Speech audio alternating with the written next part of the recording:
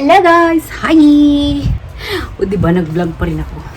Hindi talaga mawawala ko sa vlogging instinct.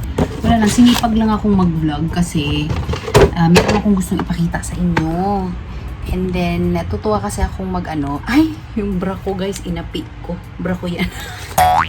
Yun, natutuwa ako mag-vlog pag may mga kinukulikot ako dito sa bahay kasi pag nasa Saudi ako, yung pinapanood ko ulit yung mga ganap ko sa Pinas. Anyway, nag-ayos ako ng mga gamit ko guys. Like, alam niyo naman tayo every year, kung nanonood kayo sa akin, every year, nag-aayos talaga ako ng yung mga gamit ko, yung mga pang-business ko na hindi ko nagagamit. And then, kanina sa sobrang ayos ko, kalkal ko, meron akong nahanap na yung pabenta ko pa noon. Actually, 2 years na siguro ito guys. Kasi every ganap, like Christmas, Valentine's, meron talaga akong mga sinastock na mga ganitong bagay. And si Ate Rona kasi yung nag-aalaga ng business ko, wala na kasi siya dito sa bahay. So yung mga pabenta ko na mga hindi chocolates, kalat-kalat na lang siya dito sa buong bahay. And nakita ko to, may mga bears pa ako dito na hindi pa nabenta pala. At saka meron pa akong nakitang heart. Last year pa to. Actually 2 years na ito siya, laban lang. 2 years na itong nilalaban for Valentine's Day. So, ang ginawa ko is, sinupot ko siya guys, nilagay ko na lang siya sa parang ganito. And then, since magbo-birthday ako ngayong October, ipapamigay ko na lang to sa mga tao na nandoon. So, instead na ako yung makaka-receive sa birthday ko, ako yung mamimigay sa birthday ko. So, ipapamigay ko to. Kasi ang plano ko guys, at sobra ko pang daming mga packaging na ganito.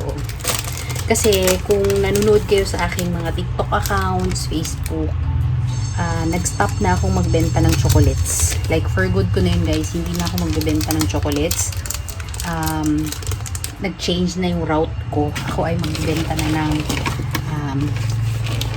healthy drink, in which barley drink na yung aking bagong business. Magpapabenta na ako ng barley juice barley at saka coffee barley.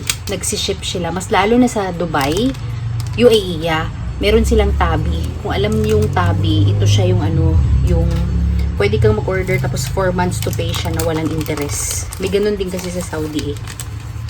So, yeah. So, ayun na guys. So, ayusin ko lang itong mga teddy bears ko dito.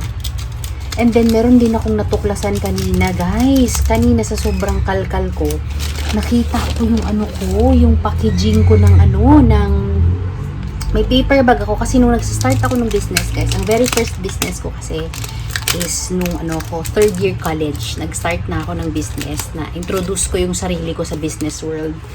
Tapos, unfortunately, syempre pag unang business mo pa lang, malulugi ka kasi ma-overwhelm ka sa mga bagay-bagay. That time, na-overwhelm ako sa packaging. So, wala pa akong product noon. Nag-order na ako ng packaging. Nag-order na ako ng mga supot ko. Nag-order na ako ng mga kung ano-ano. Wala pa akong benta. So, syempre, obviously, medyo nalugi tayo kasi nga, nag-focus ako sa mga packaging muna bago yung main product. But anyway, nakita ko siya. Siguro in-arrange ni Auntie Rona before siya umalis. Ito guys, nagpagawa ako ng ganito before kasi ito yung name ng shop ko until now, pero yung logo nag-change na. Actually, nag-change yung logo ko 3 years ago. Pero nung nagsa-start pa lang ako ng business ko when I was 3rd year college, ito yung itsura ng logo ko. And Casa Amarilla na talaga yung name ng business ko ever since before. Pero ganito lang yung logo niya. So, nagpagawa ako, nagpa-customize ako ng sarili kong paper bag kasi naiisip ko that time is magiging successful na ako agad. Start ko pa na. Kasi nakikita ko kasi sa mga mall na may mga paper bag sila. Kaya sabi ko, mag-paper bag din ako. So, ayun. So, medyo nalugi ako nung mga unang ilang buwan kasi kung ano-ano yung mga pinambibili ko. Mga pinanggagawa ko. Parang naalala ko noon guys, parang binili ko din to before. Kasi ito din yung gagawin kong packaging sa business ko dati. Hindi ko maalala. So, ang plano ko niyan, sa birthday ko, gagamitin ko yung mga papel-papel na yan, guys. Ang Valentine's, ewan ko siguro ipapadisplay ko na lang dito sa kabila. Ito yung cabinet ko ng mga pamigay. Kasi kung ano to. Ayan, pamigay na ito siya lahat guys actually. Lahat ng yan, yung mga sticky notes, yung mga wallet na yan, pamigay. Yung mga perfumes na yan, pamigay na yan. Lahat sa birthday ko to lahat guys. Ayan na guys, inayos ko na siya. So, itong notepads na ito, lahat ng yan, ipapamigay ko yan. Ipapamigay ko lahat ng Victoria's Secret natin na perfume. And then, ay, asan yung ano ng boyfriend ko? May relo yung boyfriend. Yan, ipapamigay natin yung mga sabon natin. Kasi aanuhin ko pa ba yan? Lahat yan is mapapamigay. Mamimigay tayo ng stickers. Kunin ko pala yung ano ito. Oh, yung ano ng boyfriend ko. Relo, kunin ko yan mamaya. Mamimigay tayo ng wallets. Ibibigay ko lahat ng wallet na ito. Lahat na nakikita ng wallet, bibigay ko. Bibigay ko lahat ng mga long wallet. Pamigay din yan. Mamimigay din ako ng mga notepads, lahat yan. Mag-iwan lang siguro sa akin konti kasi nga mahilig ako mag-Bible study, diba? So, gusto ko yan. Yan, lahat ng sticky notes na to. Sobrang dami yan. Lahat yan, pamigay ko yan. And then, papamigay ko din lahat ng nasa likod ng mga sticky notes hanggang baba yan. And then, ito na yung inayos natin kanina, in which ipapamigay ko din.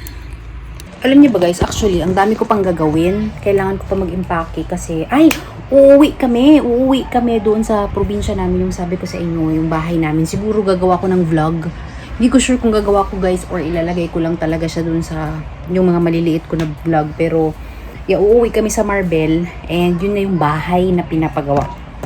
Pinapagawa namin nung time na nasa Saudi ako, yung sabi ko sa inyo may nagawa kaming bahay. So, yan, box ko lang ito guys. Redmi watch. Sa boyfriend ko to eh. Iniwan niya dito sa bahay. Hindi niya ata gagamitin. So, kung ayaw niya, edi gagamitin ko. Oh, nice! Kung ayaw mong gamitin, edi ako ang gagamit. Hindi pa siya naka-charge. I-charge ko nga. Kung ano, yung bilog ko. Pero bilog naman yun eh. So, bago to, akin tong square. Bago tayong relo.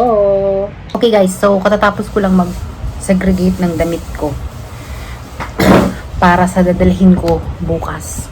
And may problem ako. Kasi nakita niyo yung last video ko, marami tayong skincare.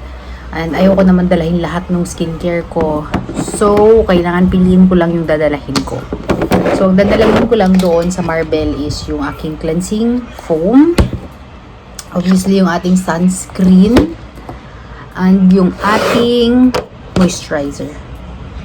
Yes. And yung BB cream. Where is my BB cream? My BB cream is here. So, ito lang yung dadalahin ko. Kasi gagamitin ko ang moisturizer. At saka, dadalahin ko na lang yung facial cream ko. Yeah. Facial cream at saka ito. So, yung mga anti-wrinkle solution natin. Kailangan ko din pala to. See, I lied. So, ang dadalahin ko lang is yung toner para after ko mag-foam, magto-toner ako. Iwan ko na ng isang serum. Isang serum na lang dadalahin ko. Magdadala ako ng serum. And then, after ko magdala ng serum, magdadala ako ng moisturizer, sunscreen, BB cream. Yan, sa umaga. Then, sa gabi, toner, facial, andito na rin. And then, gusto kong magdala ng facial cream. So, suklay sa buhok, salamin na maliit, pangpisngi, panglabi, serum. Ang dami ko lipstick na gustong dalahin guys. You know what? Dadalahin ko lahat ng lipstick ko. Bakit ba? Dadalahin ko lahat ng lipstick ko. I'm not sure about the eyeliner, pero you know what? Dadalhin ko na lang siya lahat. Fine. Ito lang naman, ba't pa ba ako nag-i-iron? Dadalahin na natin. Mga bagay lang ako na itatapon, guys. Kasi before, nag-iwan ako ng mga gamit ko dito. Kasi alam ko na, pag uwi ko, maarte pa rin ako. So, unfortunately, itatapon ko na itong mga sunscreen ko. Gumamit ako before nung Belo, nung Dazzle Me na sunscreen, pati itong Tomato Glass Skin. Tsaka expire na rin naman siya. So, itatapon ko na rin yung aking Pond's na serum. At saka Honest Glow na serum. Kasi marami na tayong serum na ginagamit. So, goodbye to all of you. Say hello to Kind Cosmetics. Bumili pala ako nito guys, nung pagdating ko dito, itong Dazzle Me na, cushion. in the ano to? Beige color.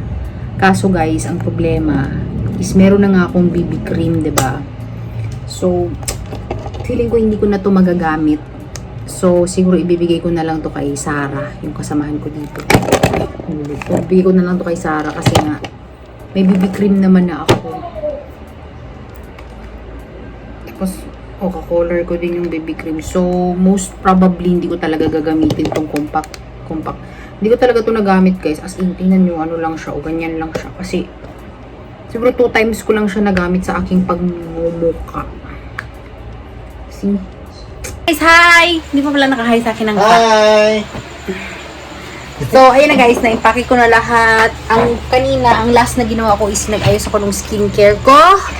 Ready na yun for tomorrow. And ito yung aking bag. Kung nanonood kayo ng vlog ko guys, saan nyo nakita ang bag na to? So, bago ko i-close ang vlog ko guys, actually gagawa ko ng video para sa ano ko,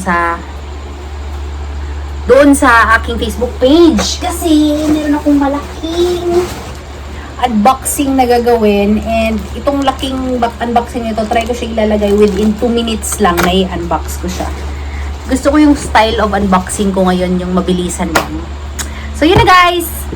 Thank you very much for watching this video. If you're new to my channel, don't forget to subscribe to my channel and like this video. Maraming salamat sa walang sawang panonood guys. See you tomorrow. Bye! Salamat!